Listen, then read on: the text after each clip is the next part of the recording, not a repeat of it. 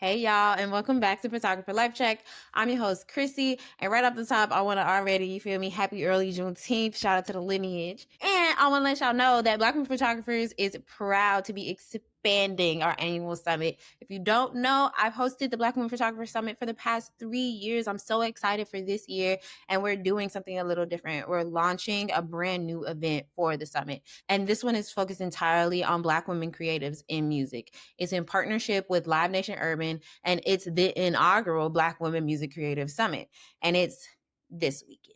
So right after you wrap up all your Juneteenth things on June 20th, you're going to tap in and listen to all the beautiful creatives. So that's June 20th to June 22nd. Go to blackwomenphotographers.com, RSVP for free. You don't got to worry about nothing because it's free. All right, now let's get into the show. Come on. Hey, everybody, and welcome back to Photographer Life Check. I'm your host, Qurissy, and today we have my beautiful photo homie, Nanichi Oliva. Hey! Hi. Oh, my goodness. Thank you so much for being here. I'm so happy you could come. How are you feeling today? I'm feeling deep in gratitude. I am feeling grateful. That's like another iteration of gratitude. I'm feeling happy. It's a beautiful day. The sun is out. So that's It's really already nice. hot. Okay, I I can't wait to go imagine. outside. Yeah. The heat is cooking. And there's like a nice old breeze happening too. So like that feels really great as well. So True. yeah. Well, let's jump off like we do every episode with the photographer fit check. So eventually this podcast will be in person. Hit the email for funding, and we're going to do the full body fit checks. But until then, I just want you to let us know something you're wearing, why you love it, or something like that. It could just be top, the jewelry, the beads, headphones, tell me how you feeling. Cool. What am I wearing? I'm wearing some silver bangles that my mom got me from up north. That my titi, who's like 80, took her to this like cute little thrift shop. Whenever she goes to visit her, and so she got a set of these for me. I'm wearing a little beaded bracelet that I made with my best friend. I'm wearing some earrings that are my titi Ivia's. The first piece of silver I own proper.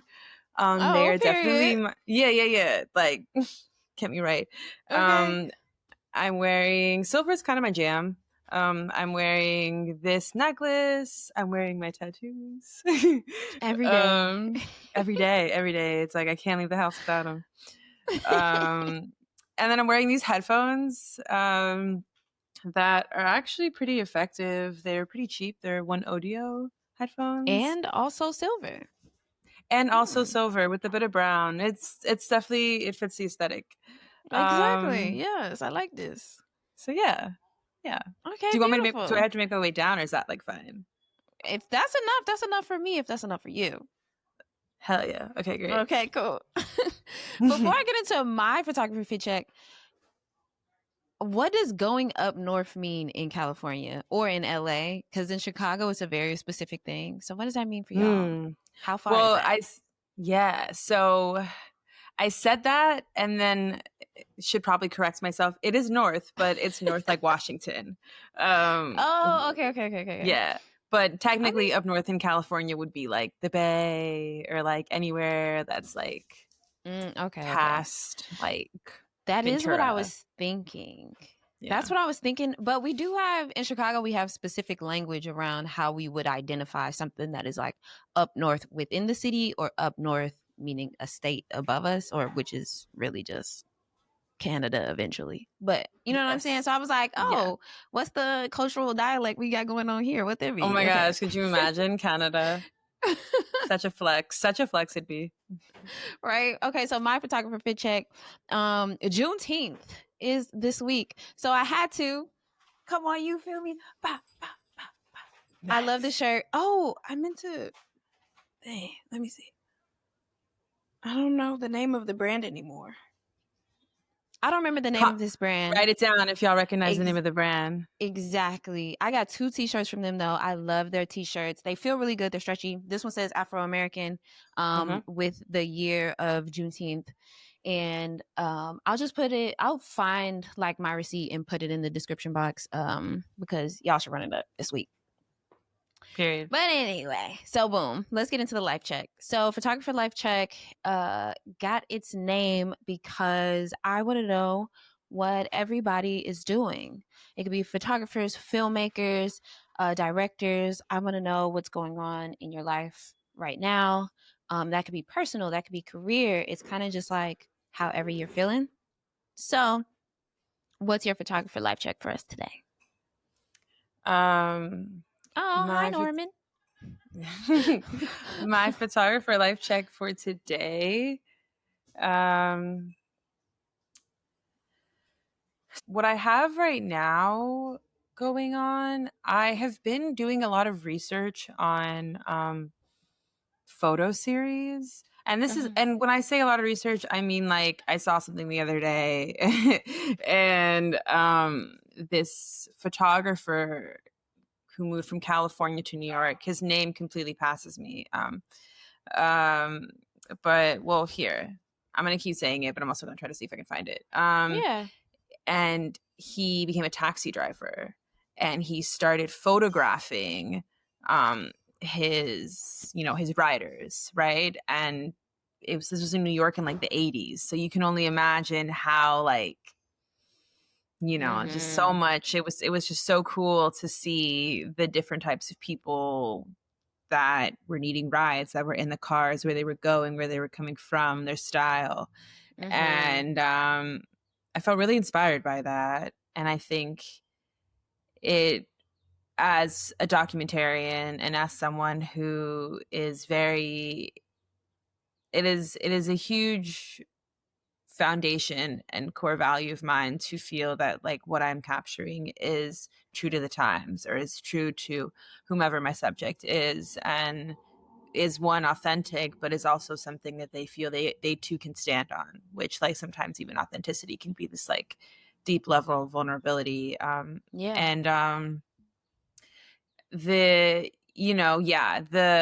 specific series was called In My Taxi, and it was by Ryan Weidman. Some guy. Ryan Weidman. Yeah, and and yeah, it has me now kind of beginning to explore what would be my taxi, right? Like what would be my like vessel, if you will, to capture someone into like that one shot that I get with them, or like one or two, and being able to really capture their emotion, their feeling, their essence, which would be really cool. Would be really, really cool, because I've done a lot of documentary work from video frame and wondering how to weave that into something where it's like still. Yeah. That's interesting. I really like even just the way you phrase it, being like, what is my taxi? And immediately I thought of like, oh, like that could be my studio. That could be the park that I always show up to. Like no matter what, you kind of need like some consistent thing. And I feel like I'm just probably going to be thinking about this for a little while. That's really cool. Yeah. For those who might be listening for the first time, I always put all the gems we talk about throughout the episode in the description box. So I'm going to find a link to the Ryan Weidman In My Taxi photo series for other people to see too. For those who might be meeting Nanichi.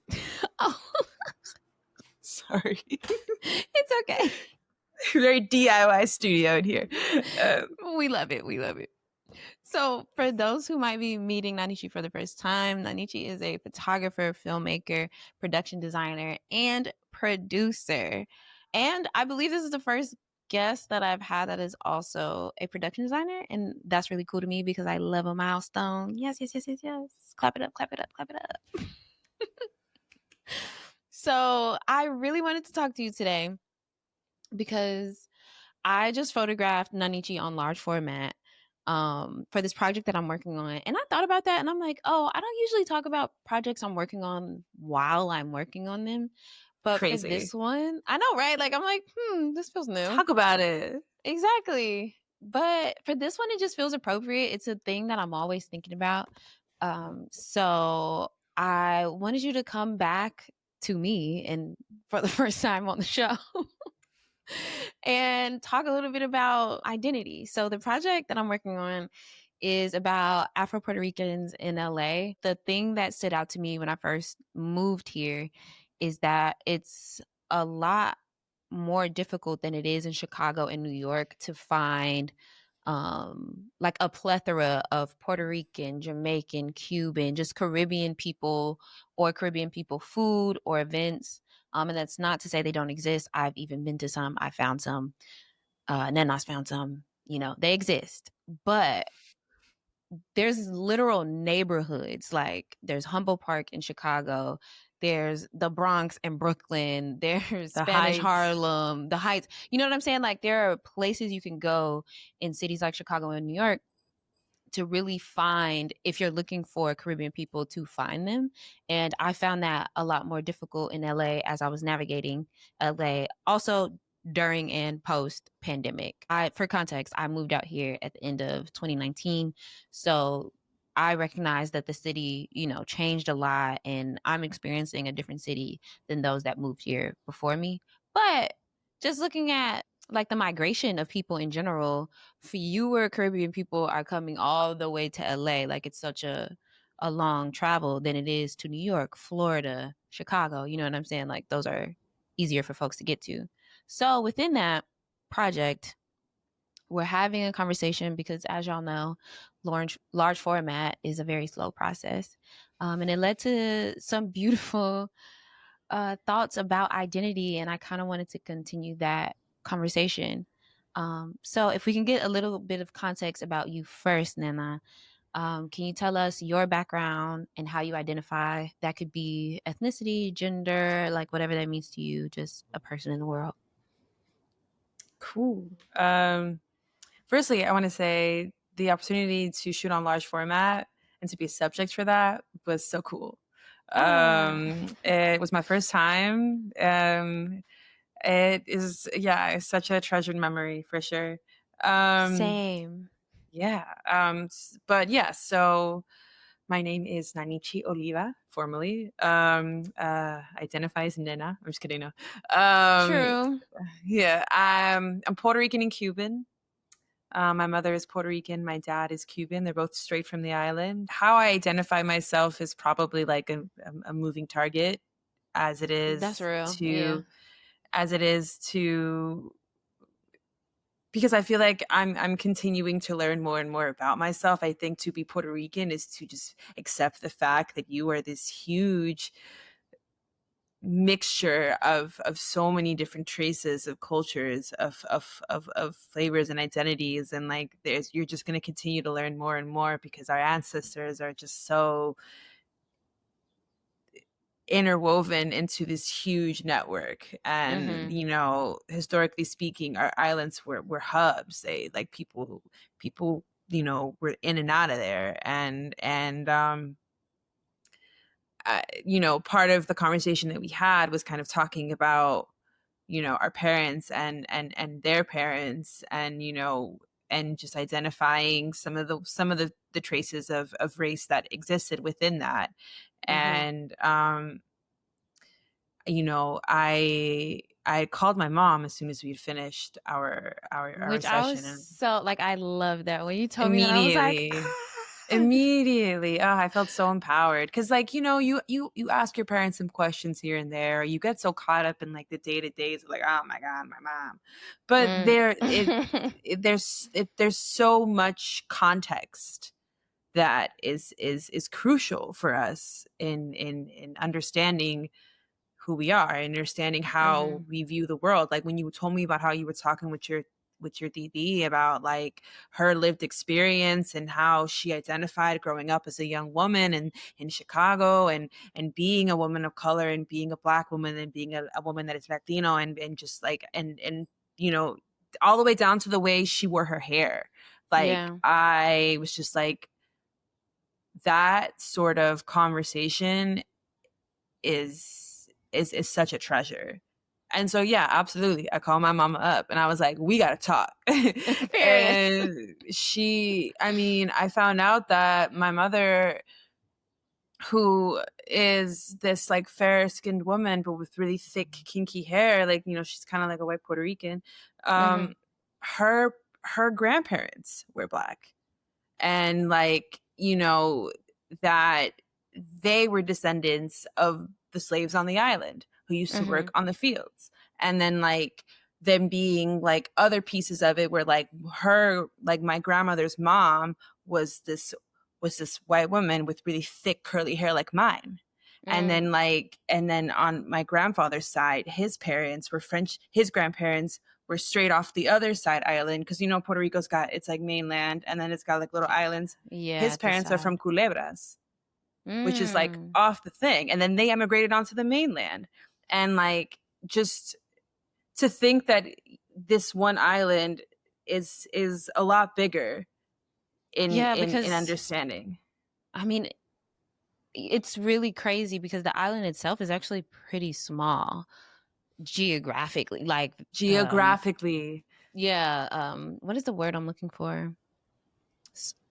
I can't find the word, but small in size, right? The island is actually very small, but there's so many different kinds of people there Exactly. because of the Exactly. natives, because of the colonizers, and because of the enslaved people that were shipped there. Also, there's, other migration stories happening, and that's how we find like lots of Asian people, Yep. particularly I feel like in Jamaica, but they also land in other parts of the Caribbean like Puerto Rico. And so you get like this huge, vast mix of people with different backgrounds and what that means. But I think it's such a beautiful story to tell and story to have. And I was telling Nana during our first conversation, like, one thing about a Puerto Rican, we finna be loud and proud about it. Like, whether you actually know your personal family history, to be Puerto Rican is to be proud. And I think in part it's because we are people that were stripped of so much throughout our history.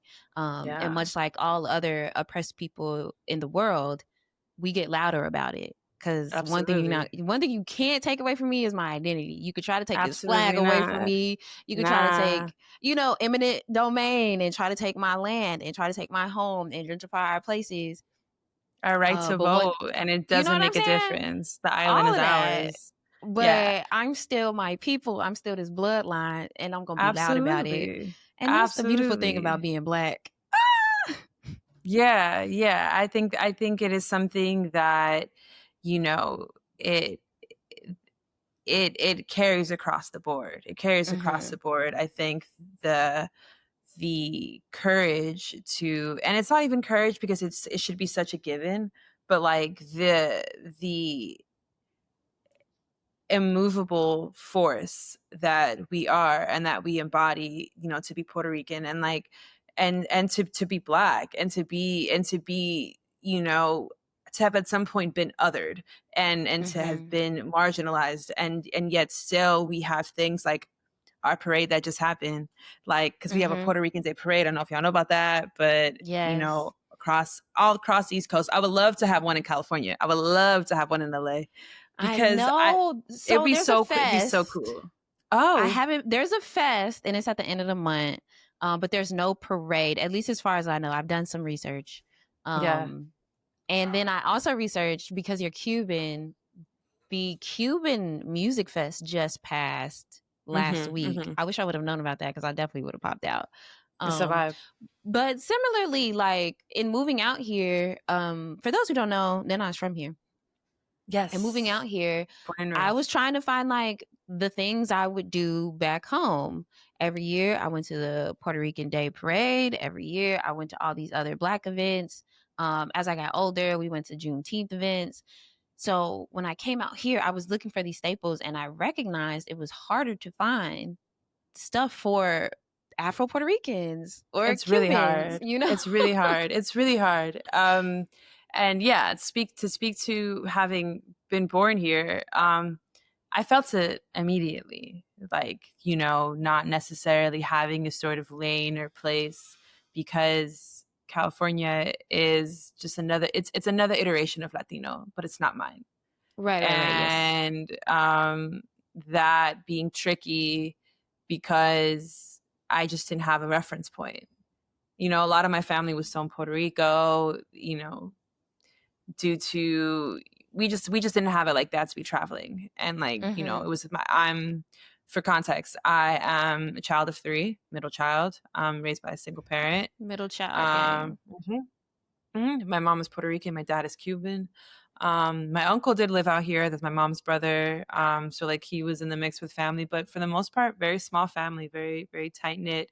And my reference point of what it meant to speak Spanish and what it meant to be Latino was shows like Telemundo and like was you know, things that were very not Afro-Caribbean, that were not, you know. And the one silver lining is, you know, actually in South LA, there are a lot of Cubans. There are a lot of Cubans in South LA. And there are a lot of, because I had such a, that was probably the one real connecting factor that I had for me as a kid growing up, that we had a lot of friends and family that were Cuban, that were in the community, that we would go on the weekends, we'd go on Sundays, and we'd like, you know, break bread, we'd eat, you know, the Padrinos were playing dominoes, like we were doing the whole 9 there. And that reference I had, and that understanding I had, which I was really grateful for. But, you know, I mean, like my name is Nanichi, and in Taino that means my heart. And so I have this, yeah. That's beautiful. I love it so much. You know, I have this name that is a direct connection to what is considered a dead language, if you will. Not even dead, but just like lost, if you will, to my mother island. And it's quite difficult to learn Taino now. Like it's not something that, you know, it's hard. So I had such a deep longing to better understand and to reference. And I went back east, and I was in Jersey. I experienced the East Coast, and my eyes just like opened. It was like seeing colors, like for the first time, it felt like, and just seeing so many people that looked like us, and seeing so many people who, you know, the cadence, the energy, the swagger to it, and just being like, oh wow, okay, so this is how we show up. Okay, cool. And just like eating it up and just feeling so held and so supported and so validated. And for the first time in ever, really, because even with the spaces that I found to feel community and safe in, like this was the first time I think ever where I went and I felt no need to explain myself. I didn't need to explain myself. I didn't need to justify anything. There was nobody like messing with my hair. There was nobody like trying to poke fun at the fact that I spoke Spanish or like whatever the fuck. And I mean, it was just, I remember my first Puerto Rican Day parade. I cried. I was such a baby. I'm such a baby. I cried. I was like, you guys, this is just amazing.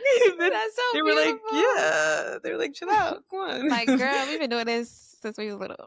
They was like, okay, like breathe, like here, you know, like, and but yeah, no, I mean, it was just amazing. And interestingly enough, when I moved home, I started to I think maybe at least like once a month I'll see someone in their car and they have that little Puerto Rican flag hanging. At least once a month, which I think is really cool, going from like never to like, oh, there's a bit more of us. And even just yesterday, I went to an audit for an acting class. There was 4 of us, 4 Puerto Rican women, and we were all Black. Come on, yes. Okay, I was like, should we take a picture? like, so we don't like forget this moment. But like, yeah, it just, I do see, I see us, you know, I see the numbers steadily climbing a bit, and like, I think it speaks to how much of this country has kind of just like moved around, and like it's like cards that have shuffled around. You know, everything's a little bit different now. But as it pertains to like the actual like landmarks of it, or like the food and like the fest you were telling me about, I mean, we could do better. We could do better. Yeah. We could have some more. Which, you know what? Actually, speaking of which, how about we shout out some, maybe one or two LA staples for some good Okay. Puerto Rican Okay. food or Caribbean food? Okay. Because what I noticed out here, what Mhm. happens a lot is like there are lots of fusion places where it'll be like Puerto Rican and Cuban, or like I've seen like Jamaican and Korean. Like there's a lot of places like that Mm. here. Okay. One place I want to shout out is Mofongos. It's a Puerto Rican Yeah. joint in North Hollywood. And then another place called Mambo's in Burbank. That's either Almost Burbank is or nice. Glendale. Probably Um, Glendale. Let's see. yeah, maybe it's Glendale. They are a Puerto Rican Cuban fusion. Both places, the people are so kind. The food is good. Damn near Mofongo's damn near the only place I've been to that sell Puerto Rican rice, so I had to Yeah. go. Yeah. Okay, so Mambo's is in Glendale. Okay, Um, cool. and I mean, listen, don't hate me. I don't have many references. That's Like okay. I was gonna No. try to be silly and be like my mother's kitchen. Period. Yes. And then I think because of that, I have felt quite inspired to like, whenever I'm craving like a sope, or like not sope, but if I'm craving like a caldo, if I'm craving like, some pegao, if I'm craving like, Mm-hmm. honestly, I haven't made mofongo myself yet, but I've been watching videos and I really want to try. Mm-hmm. But I still have like my mom's or my grandfather's plantanero. Oh, And that's so sweet. yeah, it's like hanging on its last legs. Oh my god, the metals in the back, and I keep telling my mom to let me fix it, and she's like, "No." Honestly, we But damn near gotta hang it up as art.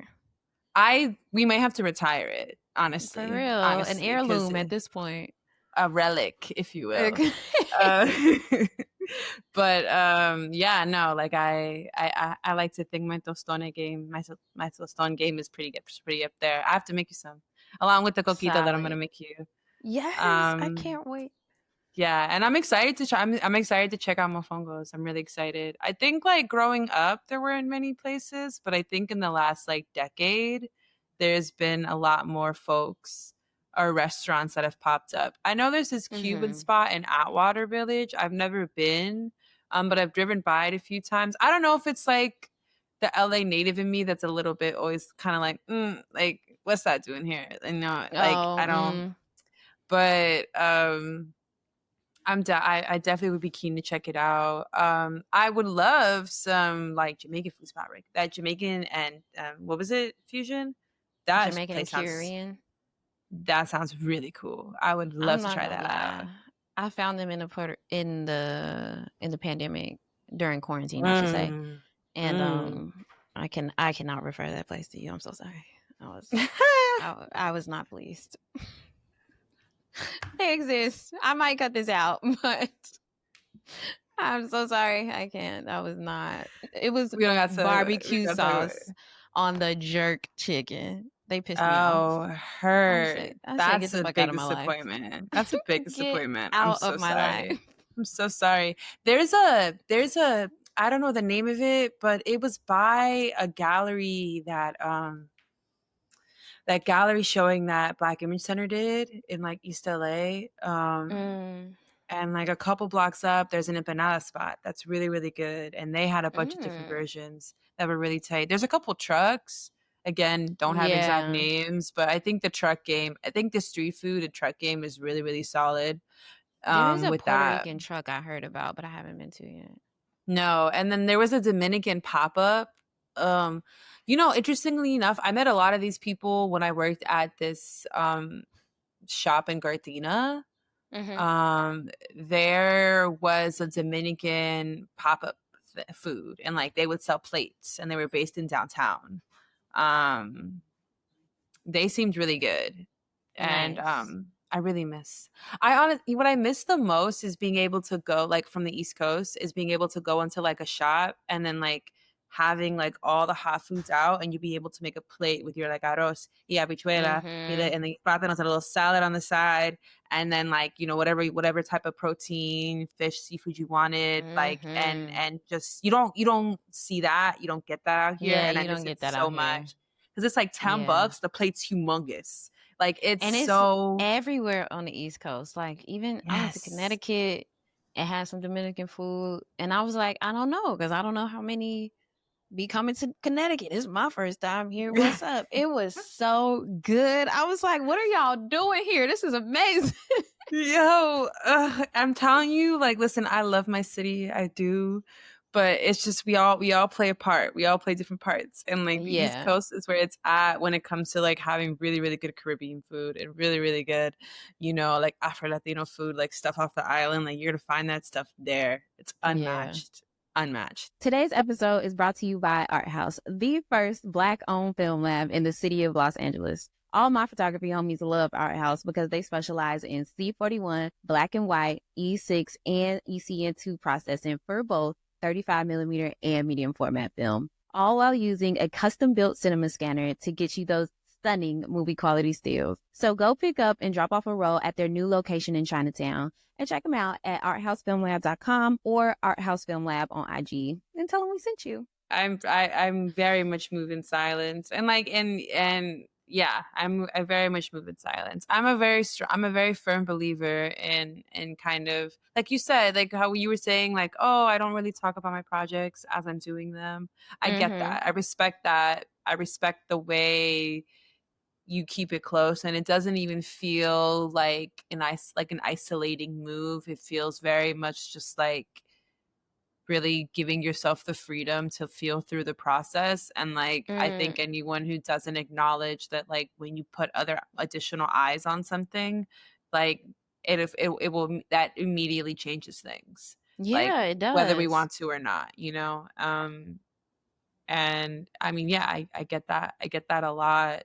I think also, like, when I was asking my mom all the questions about like our family and like her parents, my dad's, some of my dad's family, she didn't, I tried to ask her a little bit about that, but then like we had to go. But like I'm hoping to unpack some more of that too, because I, after talking with you, I was like, I feel like I don't want too much time to pass, and like it's even harder for Mm-hmm. me to get to Cuba and get there, and then like what, I'm gonna walk around with like a sign or something and like, does anybody know this man, like, and like I don't even know what it's like to be there, besides like stories and like videos I've seen and like and Right. what have you.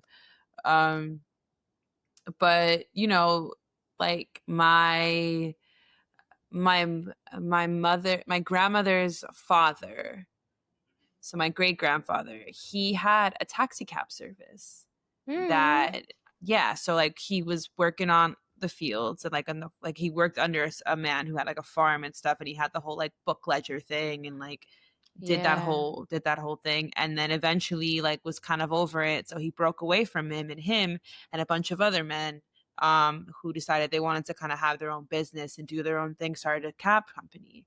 And it was like a service when tourists would come to Puerto Rico and visit old San Juan, and they would drive them around. And Oh, wow. it was called Rosh Dale, or like Roshtale.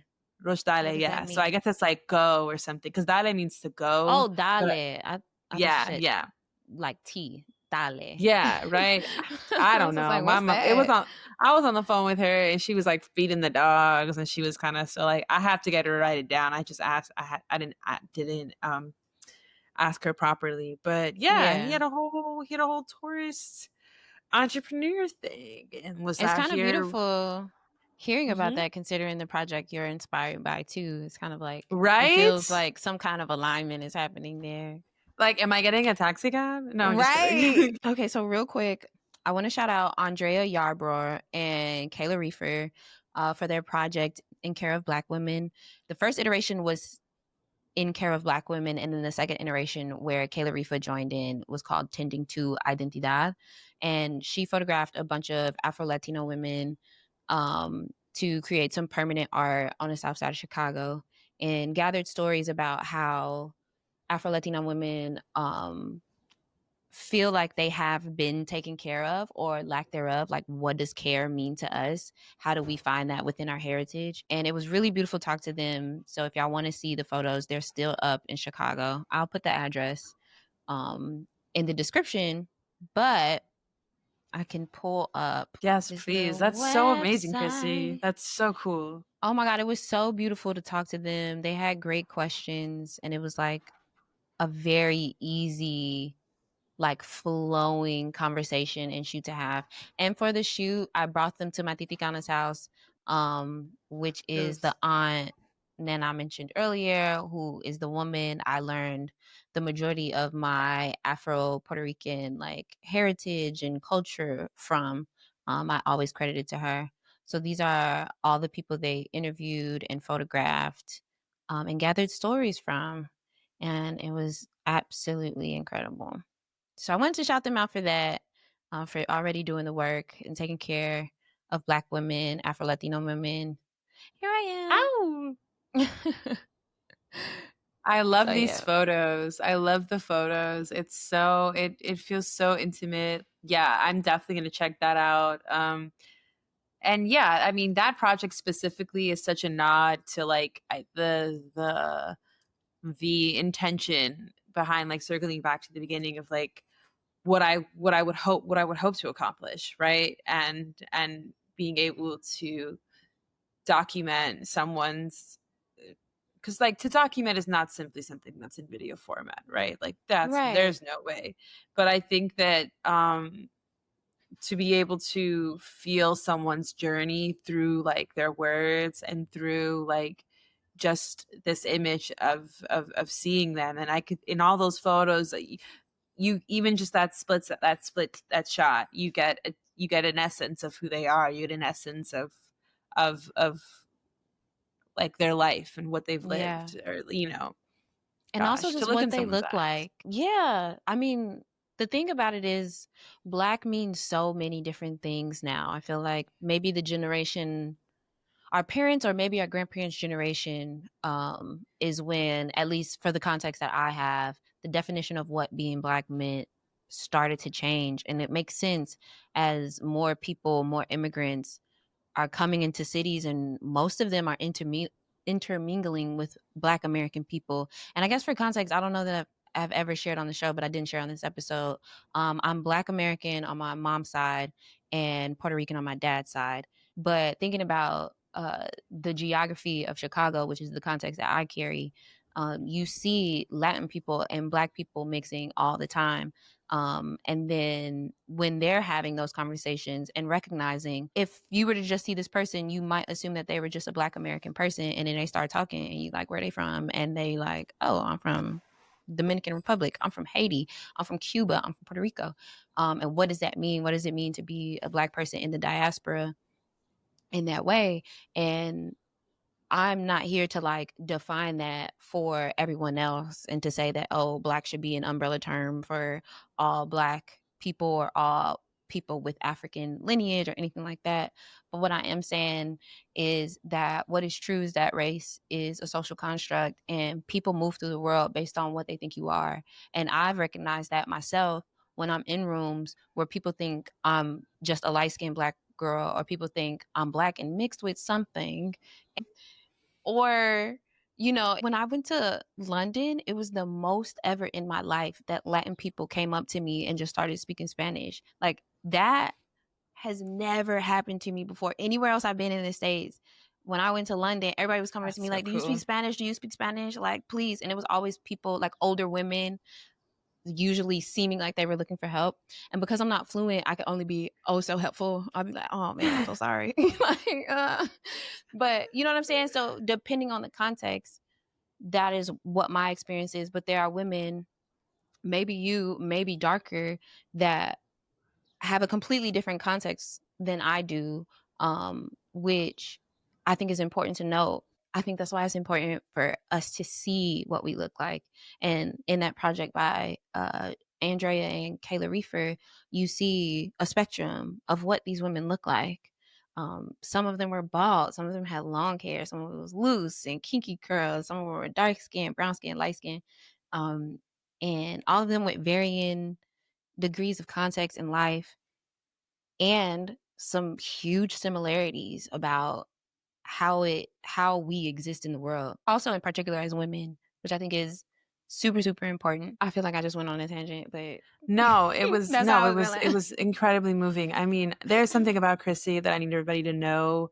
Oh my Her God. ability to receive this. Her ability to speak so eloquently and to give such, like, she gives such texture to a feeling. She, you know, she had said something the day that you said something. Let me talk about, like, you're here. You had said something the day when we shot, and we were talking about our parents, and, you know, the ways that, the same way that we're acknowledging that their understanding of what it is to be Black, their understanding of what it is to be Latino, their understanding of what it is to be who they were then, like, the terms have completely changed, or, like, not it completely changed, but they've evolved. Evolved. Yeah, and yeah. and how we identify ourselves, or the ways in which we have been able to negotiate how we show up and who we are, um is on the backs of them creating this life for us, you know. and Yeah. and I think that sometimes we forget how unforgiving life used to be. Mm. I mean, it still very much is, but you know, the freedom that we have to cultivate spaces with people who are like-minded and create an idea of safety to ask questions and to figure things out and to be, and to not have to. I'm going on a bit of a tangent, but what I'm trying to say is just, like, the way that you're able to contextualize an emotion is sublime. I'm gagging. It's so freaking cool. You know, because Wow. there's a lot of pauses and ums and things that come up when trying to figure it out, but you say a lot with some straight on eye contact and straight on conviction. And I think that comes from a lot of, I'm not saying that as if, like, you woke up one day and this was like that. I can see the work you've put in. I can see the work you've put in to Thank you. really figure this out and to understand yourself. And in sharing that journey, and, like, in actively doing that process myself as well, I think that it's a total nod. It's a total nod to just, like, I don't know if we Oh, can curse on here, brother. but fuck yeah. Yeah, Like, yeah, yeah. It's okay.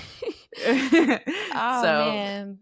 I am trying my best to receive that. Thank you so much. I do not be feeling eloquent at all, but I do really care about this topic and I do feel very passionately about it. So yes, I'm and just glad eloquence is that not it just big words. Like, relays. yeah, okay? Like, eloquence is not just big words. There too, here Yeah. for, like, whatever. Like, no, like, eloquence is just, I mean, in lamest terms, having that riz. Like, you just feel like, She said I got aura. Okay. exactly. And, you know, I think that was probably going back to the series that you were Mhm. part of in Chicago. To see the spectrum is such a gift, and that was probably the biggest, like, moment, that was the big thing for me when I moved back east, to Mhm. see the spectrum, to see the spectrum, to Mhm. see the spectrum, and just to see the way, like, just all the beautiful shades, all the beautiful embodiments of what it is to be Black, and what it is to be a woman, you know, Yeah. specifically, and in within the diaspora, and to just be so proud and vulnerable and curious, and to be received in those different stages, right? Mhm. And I feel you on the Spanish thing too, because that took some work. That took some work Man. to get it right. And even now, sometimes, like, I'll be in a good flow, and then I get in my head, and I'm like, "Ooh." Yeah. and I I, used to like, feel a lot of shame for not knowing Spanish. And I don't feel it anymore, but I do really want to become fluent in it. But you I think, understand, like, you understand very well. Like, you understand what everyone's saying. yeah, I get, well, not everyone, because the thing that happens to me is I still get nervous when Mhm. other Spanish speakers speak to me because most of them don't sound like my family. Um, for Mm. those who might not know, Puerto Ricans are largely considered like the ghetto ones in the Caribbean, and so Loud. they call Loud. us like, they call our Spanish like ghetto Spanish, like it's not even Yeah, like yeah, proper yeah. Spanish and shit. So not only do I have Chacho. just like, you know what I'm saying, like the voices of my specific people, but then it's already kind of like a broken, big air quotes here, a broken Spanish that when other people speak to me in Spanish, I'll be like, ooh, like slow down, hold on. So, Which I think is okay. Like, normalize asking these people to slow the fuck down. Like, yeah. I think it's completely. I mean, I have definitely become a lot more fearless in that respect, where I'm not afraid to be like, huh, or like, Right. wait, one more time, or like, what does that mean? You know, and they'll give me like another iteration of the word to the best of their ability. It's interesting you talked about like the different, like, I guess, like dialect of Spanish, Mm-hmm. because people think that's like sometimes the misconceptions, people think Spanish is the same across the board, and Yeah. it's like And it not. is It's not. not. Every People from every ethnicity has their own dialect, and yes, then there are multiple dialects within that. If you're from the country, if you're from the city, like literally every single okay, country. exactly, and I think that that's what makes you know it more exciting, and being able to individualize yourself, or feel unique within this huge like world. Mm-hmm. But yeah, I mean, like the way, like even certain words, like like I remember when I took like Spanish at school and we learned like European Spain Spanish, and like they would say Yeah. bolso for backpack, but I would get in trouble in Oh. our tests when I would write mochila, right? Or like Oh. or something stupid is like maíz, elote, you know what I mean? And Mm-hmm. like Right. just super simple things. Like There's that like thing when you go home, you're using specific language. And then when you're yes, in school or maybe a more professional setting, it's almost like code switching, where it's it like I is. gotta It's talk very one way much here and another way there. yeah. It's interesting. It's very much a code switch, which I think is just like a given in all the spaces. It was interesting the other day when yesterday when I met all those girls who were also Puerto Rican. I had Mm-hmm. said that I had just spent time with you, with our shoot, and I had said you were Puerto Rican and from Chicago, and she was from Queens. She's Puerto Rican from Queens. Mm. And she was like, "Oh yeah, Chicago has a big Puerto Rican community." Yeah, And I it's thought that that huge. was yeah, I thought that that was really tight that, like, Shorty from Queens was like, "Oh, yeah, Chicago be out there."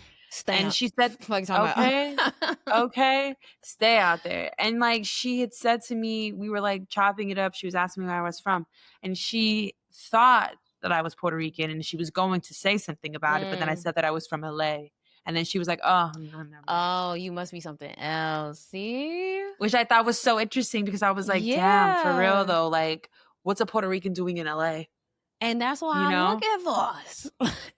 I'm looking It's for true. us. It's true. And I think through this project, I feel like you're gonna meet a lot of interesting people, and you're gonna find out a lot of ways that people have like found themselves here, and then like that Yeah. through line and that journey, like the stops along the way. I think it's gonna be really telling of like, you know, the wanderlust that is ingrained into our identity. Like, that That's the part. Oh, that's basically what I said during our shoot, where it's like, I mean, a part of yeah. the catalyst of wanting to do this is I just always want to know what Black people are doing and how they got here, wherever here Yeah. is. Like, what were y'all doing and how did we make it here? What's up? I love knowing and understanding the migration of people, specifically Black people, and so, yeah, I really appreciate that. I hope so. I've already met some incredible women. I haven't photographed a man yet. Where are the Afro-Puerto Rican men? What y'all doing? Where y'all at?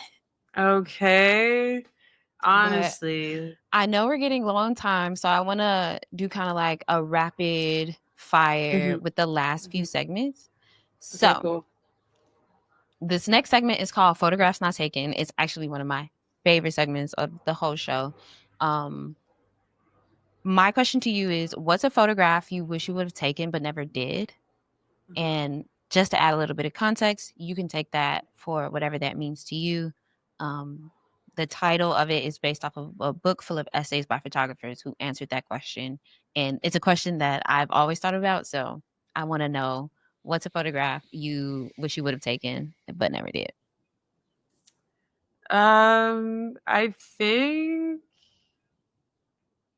think during my time in Puerto Rico, when I went to visit with my mom in 2018, we went to visit her hometown in Ponce, and we drove by the pharmacy she used to work at when she was like a teenager. And I wish I had taken a photo of her in front of there.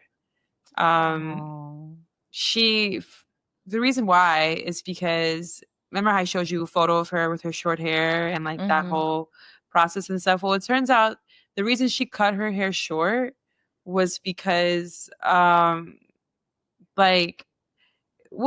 she just wanted to, like, she was like, I don't want to like have to deal with my big hair anymore, like I'm going to cut my hair short. And with the money that she had saved from working at the pharmacy, she like walked to this hair salon that was owned by two women who were dating each other, that were my Titi Evie's friends. Yeah. So she goes over there and she has them cut her hair off, and then she goes back home and she like greets her parents like that. She greeted my grandfather like that. Oh, I know they was sick. Oh my God. One thing about Latin people, they the hair feel strongly about the hair. Oh my God. I can't even like grasp how, but yeah, she said, I just thought that was so badass. Yeah, exactly. That was so badass. Yeah. And then I also feel like, just so much of the island has changed. So many things are now closed, and while it's still there. What part of the island are your people from? My grandma's from Aguada, so she's on the west side, because west side the best side, you feel me? Okay, listen, I'm not gonna knock it. It's all right. I'll skip mine just in the what do you say, in the effort of time. The next segment is called The Gear Don't Matter, but I love this segment because it's really about our favorite pieces of gear. We want to show love to the tools that we use as photographers. One thing I always say is that it doesn't really matter the kind of gear you use. If you got the eye, you can make some shit shake. But I also want to love on the gear that we use. So what's your favorite piece of equipment to use? It doesn't have to be a camera, but if it is, that's okay. Okay, cool. Yeah, I was wondering. I was like, can I freak this answer? Yeah. So in the spirit of a production designer, my favorite piece of gear is Butyl. What's that? It's this type of like tape adhesive that's clear and that's wicked strong. And whenever you're in a bind and you're trying to like get something up or get something to stay in place, and like they're like well past last looks, like we need to start rolling, like, or whatever, like some Butyl stuck. Okay, it's great. Come on, the best. Butyl. You just put me on. Yeah. It's really great. It's a very useful tool. It's strong, so like obviously used with like intention, it will definitely rip off paint. But it's really great. Oh, and if not that, bonus one, a zip tie. I love a good zip tie. Oh, true. We love some zip ties. Okay, beautiful. Last segment for you. Shoot your shot. Who is somebody or a company you'd love to photograph or work for? Ooh,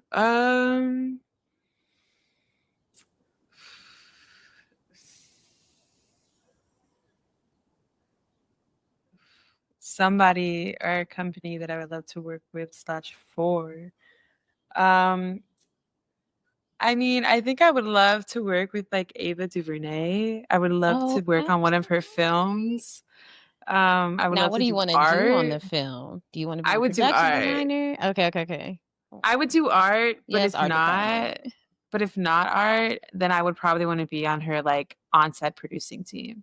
So basically I would love to be that like sort of liaison connector with like keeping the big gears turning. Like my human design mapping, I am a projector. I recommend everybody go Ooh. check out their human design. There's so much information and context for your personhood in there, please. I'm a projector too. Yeah, I'm a projector. Honestly, checks out. Checks out hard. Checks out so hard. But yeah, the gift of that is really being able to like kind of like zoom out and like Yeah. really make shit work and help things Hell make yeah. sense. And on a good day, I'm great at, you know, juggling and having many things flow and really empowering everyone to stand in what they know they're meant to be doing, because like it's like a symphony, right? And like I find myself you know, helping build that world for the conductor and for the different, Yeah, you know, for the exactly. wings, for the flutes, for all the people. I can't remember any of the names of the different Exactly. instruments, but But you know the orchestra. the things. So Hey, we should go through our human design charts together because I only know some things about it, but yeah, we should do yeah. that. Oh my god, that sounds like so much fun. I'm so But down. also, Ava, I know you're listening. We need Nana in the art department or on the producing team. Let us know where the slot is open at, and we Ava gonna fill it girl. immediately. Thank Ava you. girl, let's make some magic. All right, let's make Yes. some magic. Oh Wow, my how God, cool. What a Nana, thank beautiful you so question. much. Thank you. Yes. Okay. I'm so happy you were able to come and we could make this work. Can you please let the people Yeah. know where you would like to be found, darling? Don't. I'm kidding. No. I such a joke. I'm sorry.